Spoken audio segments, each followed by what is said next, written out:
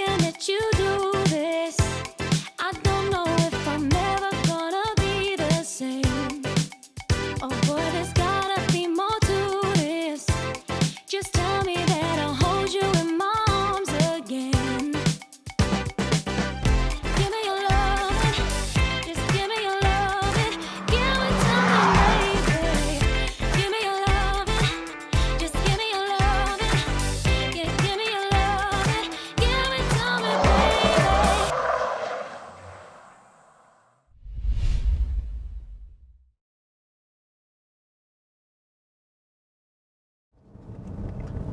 오늘 만나실 모델은 쌍용차의 중심 모델이죠. 코란도인데요. 기존에도 저희가 코란도 디젤을 소개해 드렸던 바 있습니다. 하지만 오늘 만난 모델, 새로운 1.5리터 터보 엔진, 가솔린 터보 엔진을 얹고 있는 코란도인데요. 이 엔진에 대한 경쟁력은 이미 티볼리를 통해서 한번 경험했던 바 있습니다. 하지만 티볼리는 파워트레인을 제외한 나머지 것들에 대한 만족도가 그다지 높지 않았었죠. 하지만 기존에 저희가 테스트했었던 코란도 디젤은 의외의 만족도로 저희를 깜짝 놀라게 했었죠. 자, 그렇다면 이 두 가지 기존 차의 구성과 새로운 파워트레인의 조합이 과연 어떤 매력을 보여줄지 잠시 후 함께 느껴보시겠습니다.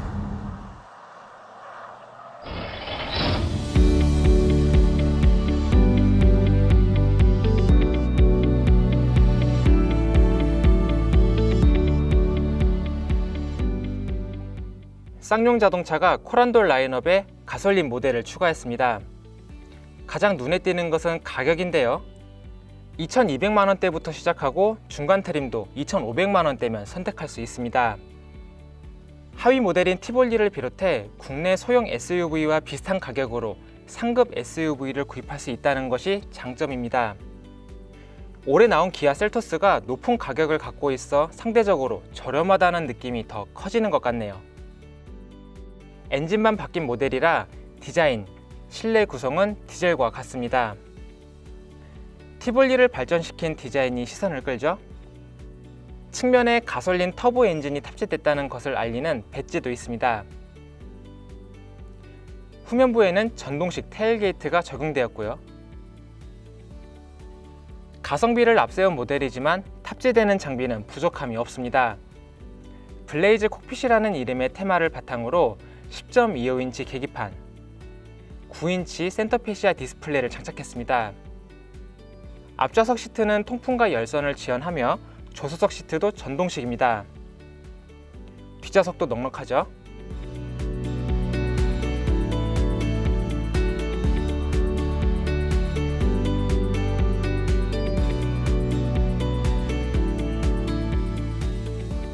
(1단계지만) 시트백 각도 조절 기능도 있습니다.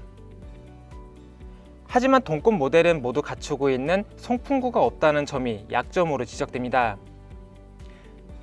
트렁크 공간은 동일하며 바닥을 다양한 형태로 배치할 수 있습니다.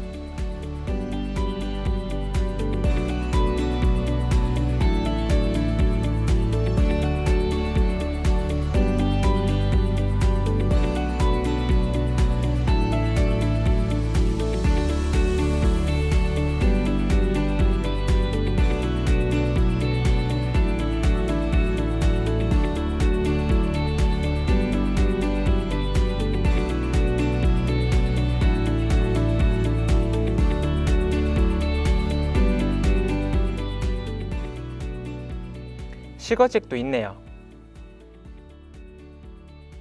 잠시 코란도 가솔린이 들려주는 감성 측면의 소리를 들어볼까요?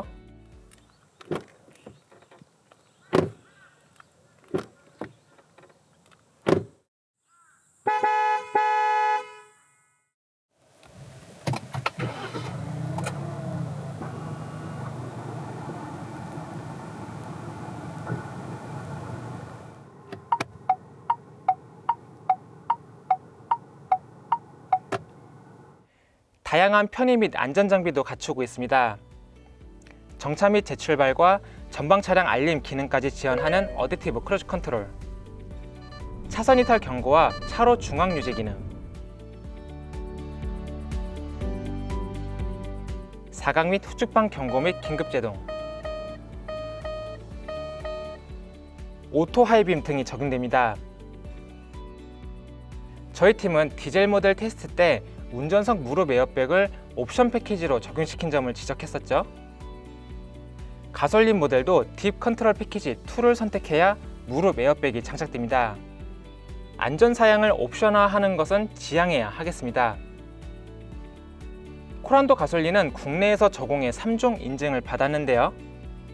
혼잡 통행료와 공영 및 공항 주차장 등에서 감면 혜택을 받을 수 있습니다. 그렇다면 주행 완성도 면에서도 높은 만족감을 전달할 수 있을지 확인해 보겠습니다.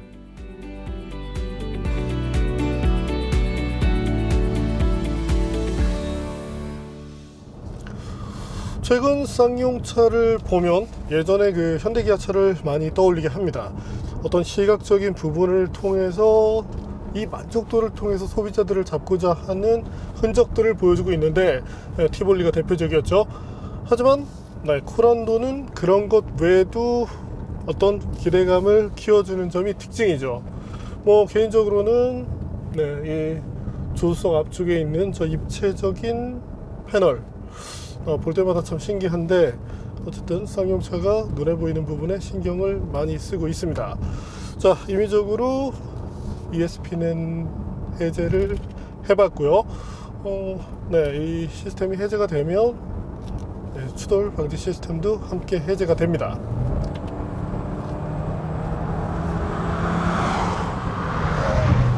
가속될 때 느낌 생각보다 괜찮은 수준의 가속력을 보여주고 있는데요. 일반적인 국산차들에서 느낄 수 있는 그와 같은 가속력이 그대로 나오기 때문에 어떤 가솔린의 저배기량 엔진을 갖고 있는 SUV라고 해서 뭔가 좀 힘이 부족하겠구나 라고 생각하실 필요는 없을 것 같습니다. 다만 지금 우리 테스트할 때마다 지금 계속 뜨는데, 좀 전에 뭔가 소리가 났었죠. 휴대폰, 이 스마트폰을 충전 데크에 올려놨는데 계속 충전 이상이 있다고 이렇게 얘기를 할 때가 있어서 중요한 건 아니지만 이런 점들을 좀 고쳐주면 좋을 것 같고요. 그래도 충전이 끝났을 때 완료됐다고 알려주는 그 기능은 좋습니다. 다만 이상이 있다고 띄우는 횟수가 좀 더 많아서 짜증이 날 뿐이죠. 어쨌든 다시 파워트레인에 대한 얘기로 돌아와 볼까요? 자, 엔진 출력은 170마력, 최대 토크는 28.6kgm/m를 갖고 있는 것으로 알려져 있습니다. 28.6. 수치로 본다면 배기량 대비 어느 정도 효율을 잘 뽑아내고 있다고 할 수 있을 텐데요. 특히 1.5L 배기량에서 이와 같은 마력과 토크를 뽑아낸 만큼 어떤 그 효율성 측면에서는 그래도 쌍용차 엔지니어들이 조금은 노력을 했다고 말씀을 드리고 싶네요.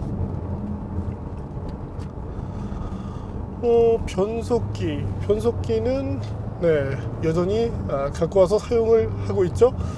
그래도 어떤 그 변속기를 조작할 때, 혹은 변속기 스스로가 시프트 업 다운을 해나갈 때 승차감 부분에서 큰 아쉬움을 주지 않는다는 점이 좋습니다. 물론 이제 변속기가 반응할 때 그 속도, 어떤 운전자의 이 조작 요청에 따른 이 반응 속도 자체가 빠른 편은 아니지만, 그래도 차량 성격 자체가 어떤 컴포트함을 추구하는 SUV라는 점을 감안했을 때 나쁘지 않은 수준이고요. 체결감이라는 부분에서도 크게 부족함은 나오지 않습니다. 이제는 이 변속기 프로그래밍 부분에서도 충분한 만족도를 보여주고 있는 만큼 파워트레인 부분에서 뭔가 부족함을 느낄 소비자분들은 거의 없을 것으로 예상을 합니다. 보통의 경우 이제 차를 업그레이드해서 나가지 엄청나게 좋은 차를 타다 갑자기 밑으로 훅 내려오는 경우는 없거든요. 그렇기 때문에 어떤 그 준중형급에서 혹은 소형급에서 올라와서 코란도를 접하신다면 충분한 만족도를 느끼실 수 있을 것으로 전망을 해봅니다. 특히나 이제 이 차의 경쟁 모델이 되는 현대 기아차의 어떤 차들과 비교를 하더라도 이 정도의 성능이면 파워트레인 쪽에서 충분히 잘한다는 칭찬을 해줄 수 있을 것 같고요. 그럼 이와 같은 파워트레인을 기반으로 한 가속 성능을 알아볼까요?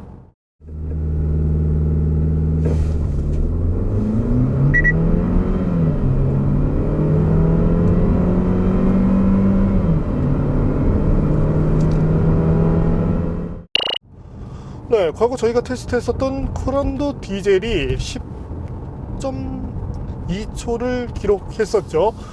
지금의 이 가솔린 모델도 배기량에서 약간 차이가 있죠. 엔진도 좀 다르고 그런데도 불구하고 유사한 성능을 보여주고 있습니다. 사실 소수점의 2자리 정도 숫자로 가게 되면 약간의 이제 오차 범위 정도를 감안할 수 있게 되는데, 현재 모델 이 가솔린과 디젤 간의 편차가 거의 나지 않는다고 봐주시면 됩니다. 물론 이 디젤 같은 경우는 낮은 RPM에서도 가속 페달을 쓱 하고 밟았을 때 토크가 싹 나와주죠. 그렇기 때문에 어떤 몸으로 느끼는 힘이라는 부분에서는 디젤이 나은 느낌인데, 대신에 토크의 어떤 그런 활성화, 그런 뭐 쉽게는 토크가 나다 죽는 그때의 기복이 큰 만큼 현재 가솔린 쪽이 운전할 때 조금 더 편안한 어떤 승차감 측면에서 조금 더 도움이 된다고 말씀을 드리고 싶네요. 뭐 그런 이유 때문에 사실 가솔린을 타는 것이기도 하고요. 자, 그렇다면 이 기존에 테스트했었던 디젤과 가솔린 간 이 소음 차이는 얼마나 되는지 한번 확인해 볼까요?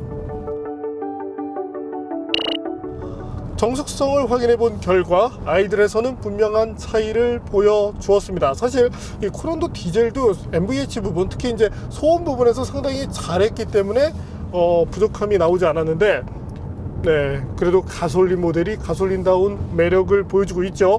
다만 실내가 아닌 밖에서 들었을 때 엔진음이 그다지 듣기 좋지 않습니다. 뭔가 뭐 디젤 마냥 약간 좀 뭔가 이렇게 좀 덜그럭거리는 그런 느낌의 소리가 들리는데, 자, 한번 들어볼까요?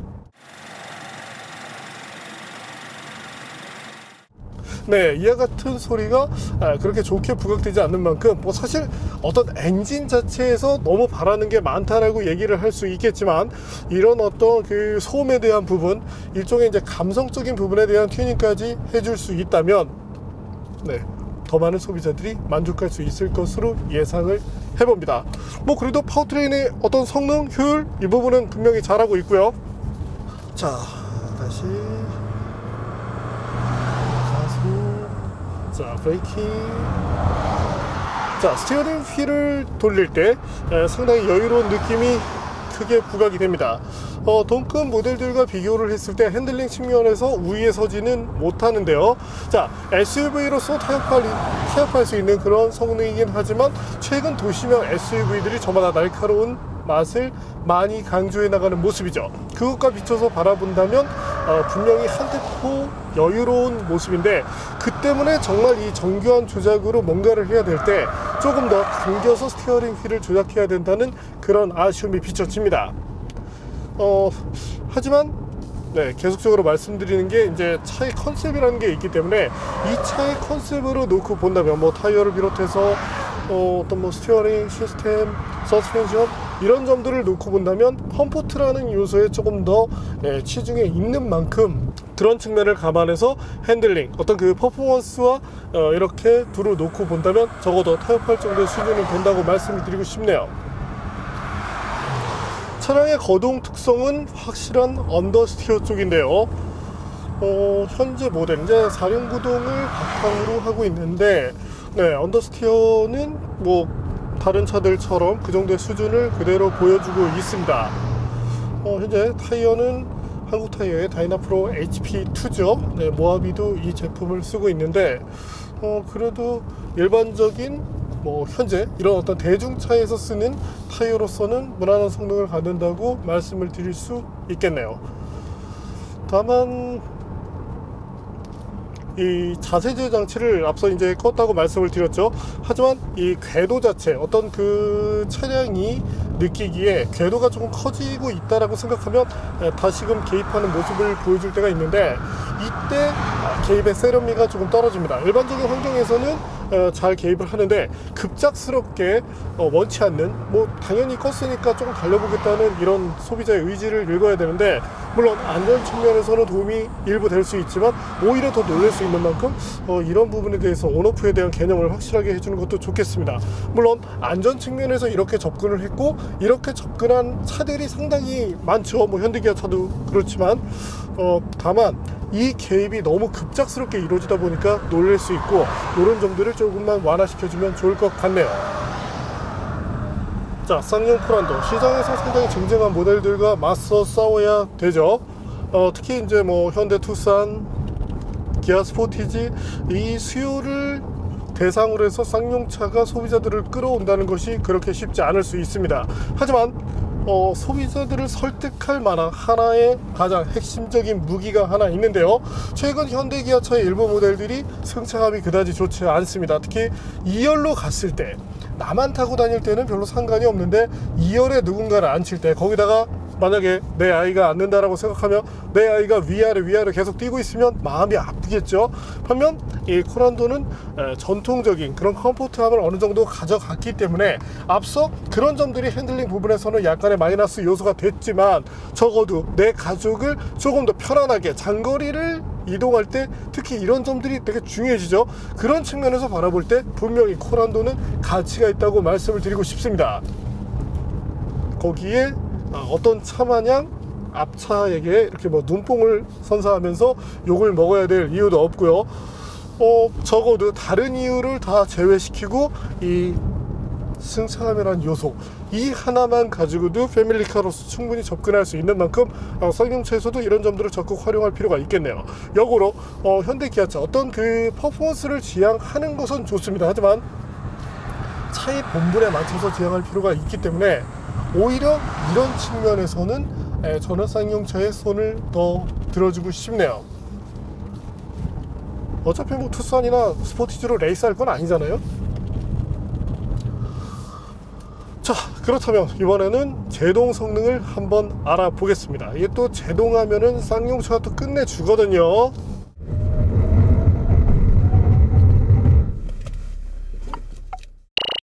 네, 역시 제동거리로 봤을 때 다른 모델보다 소폭 밀려나가는 모습을 보여주고 있습니다. 그래도 다행인 것이 이 편차 자체가 상당히 적었기 때문에 일관성 있는 42m다. 다른 차보다는 밀리지만 그래도 일관성 있게 항상 유사한 정도로 밀리는 만큼 내 차는 다른 차보다 조금 늦게 서는구나. 하지만 밟았을 때 이 정도에서 선다는 것 정도를 계산할 수 있는 것은 장점이라고 할 수 있겠습니다.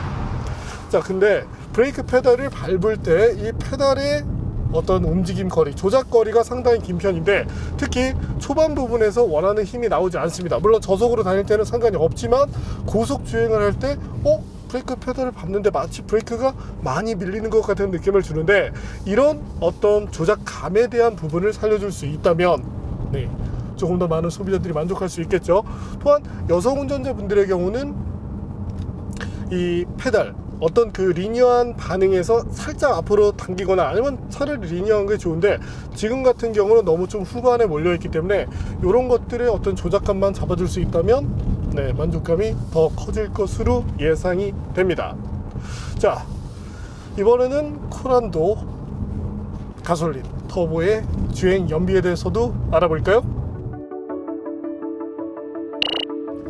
네, 현재 보시는 것이 가솔린, 자, 그리고 디젤의 것입니다. 물론 이제 연비 측면에서는 디젤의 것이 조금 낫긴 한데 뭐 이 부분은 소비자분들께서 감안을 해주시면 될 것 같고요. 자, MVH냐 약간의 연비냐 이런 부분을 계산하시면 될 것 같습니다.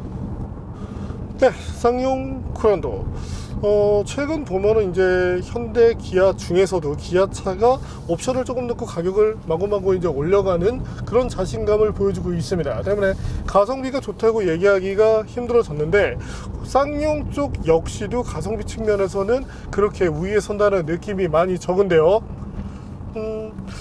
일부 장비에서 약간 차이가 날 수 있지만 특히나 이제 수입산 모델들과 비교를 한다면 국산차들의 가격이 좀 많이 올라갔다는 생각도 듭니다.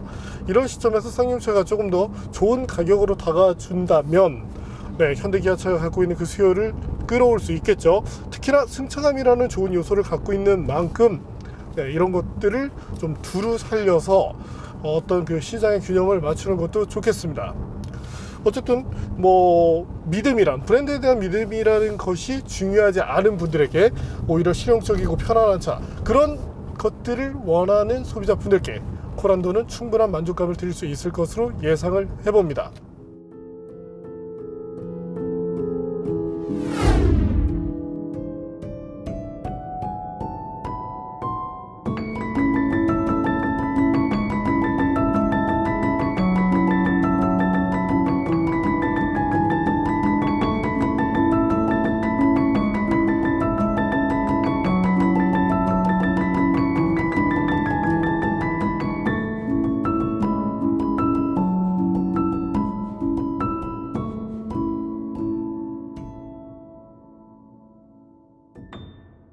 네, 오늘 만난 쌍용 코란도. 지난번 디젤에서도 만족감을 표했었는데 이번 가솔린에서도 충분히 만족할 만한 성능이 잘 나왔죠. 네, 물론 이제 시장에서의 현대 기아차가 갖는 그 위상은 대단합니다. 물론 기술력도 좋고요. 하지만 쌍용도 적어도 SUV를 오랫동안 만들어온 쌍용 역시도 네, 이번 모델 티볼리가 아니고요.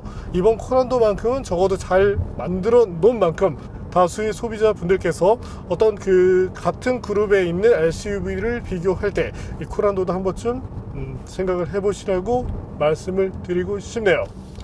어쨌든 가격 정책, 특히나 지난번에도 지적했었지만 이 운전석 무릎 에어백 이것도 옵션으로 묶어놨죠. 아주 잘하셨습니다. 자, 적어도 이 안전장비는 묶지 말고 적어도 우리 안전장비만큼은 다 기본으로 주지 않니? 이렇게 좀 다가주는 쌍용차로 거듭나주면 좋겠네요. 그거 말고는 가격 조금 나쁘죠. 네, 기아차 비롯해서 요거 빼고는 네, 상품 자체로는 나무랄 것이 없다고 말씀을 드리고 싶네요. 자, 정리를 하자면 차를 개발하는 엔지니어들, 그래도 우리는 예산 이만큼 선에서 이만큼은 했다. 하지만 파이낸스가 그런 노력을 다 희석시켜 버렸다. 이렇게 정리를 하면 맞을 것 같습니다. 네, 적어도 엔지니어들의 노력이 잘 살아난 네, 쌍용 코란도 가솔린 1.5 터보 모델을 만나봤습니다. Running faster, faster than my dreams, and I can't stop to breathe.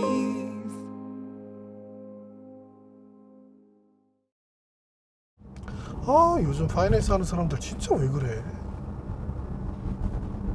수입이나 국산이나